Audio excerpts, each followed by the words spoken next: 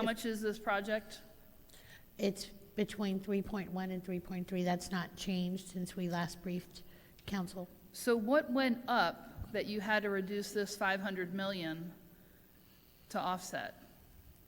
So when we brought the building the last time, there was some costs related to the cost of steel, the cost of concrete, et cetera, that were driving the cost of the building up. We were trying to keep it at or below 3.5. Council asked us to go even lower than that. And so in order to do that, you have to compress the building, and to be able to keep the same program, there was some stretching of it.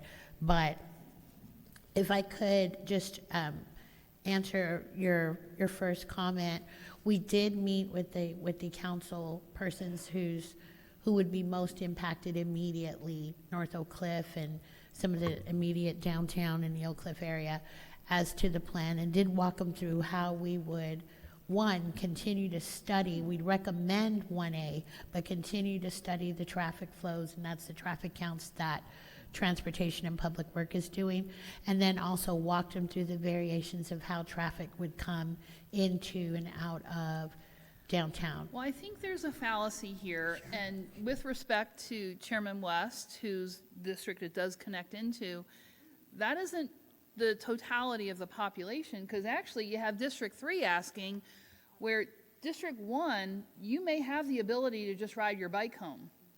I don't know that District 3 is going to ride that far on a bike. I'm going to guess no. It's a long ride. Okay. So you're asking the nearby, but they have options that may not be available to other districts, and certainly you're not expecting the convention center and the traffic to only come from the most adjacent area, correct? That's correct. Okay. And I think that's why we're here today, to say we're recommending this option, but there's a lot of steps that go into this, and perhaps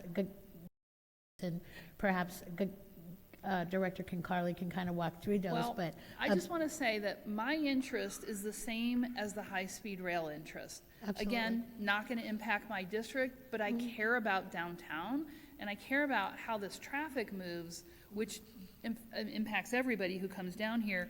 Sure.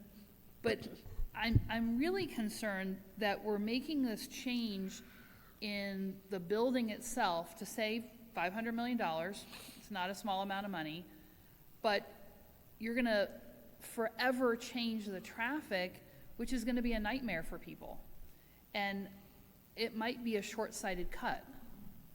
And while I don't even like it being $3 billion, the truth is that if it's going to take another $500 million to get it right, I'd rather spend that and have it done properly. And I feel like you're cutting something that's really essential to the future of our entire city and how that traffic moves. None of these look like a good plan to me. So I don't understand how you're just going to do the traffic impact after the fact, like you want us to pass this and then you're going to do a traffic impact. That seems backwards. First, you should tell us, well, that should be part of this presentation. Here's what we know what will happen.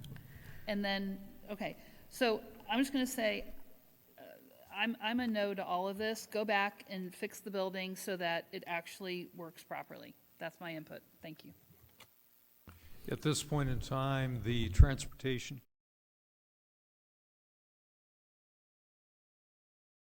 Heard from Chairman Gracie was the question about how he's going to get there. So they may have been built for Reunion 53 years ago, but what they've become is essential for traffic. And, you know, we've got people coming to our building wearing these buttons that say connect the core. And what this is actually doing is disconnecting the core. And, you know, look, this is not going to impact my district. I don't love this project to begin with, but this seems like a very bad idea. And so my question is, how much money did you save by lowering the building the 2 stories?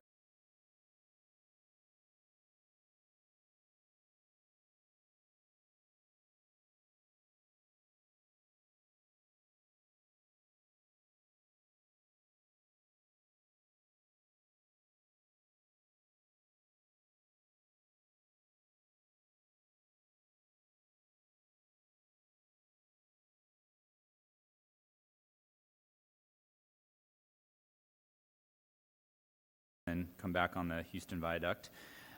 It is treacherous as a cyclist and actually can be very dangerous as a driver because people use it as a speedway right now, both ways.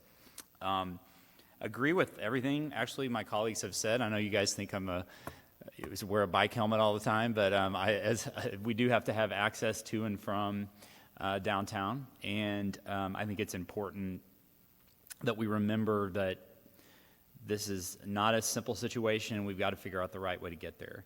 I definitely, based on I agree with what Ms. Mendelson said. I don't really love any of the options here. Of the options you presented, I do like 1A the best, but I do worry about the bottleneck of traffic during the busy times in the morning and at 5 o'clock. And I definitely support a traffic study for 1A. And then if my colleagues wanted studies for the others, then I would support that as well.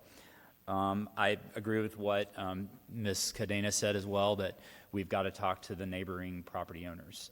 I did meet with the Hunts, who have the potential hotel site to the west of Houston, and understand their concern about access to the garage, and then also how do we get the at-grade crossing, how does that play with the pedestrians and bikes that are coming off Houston?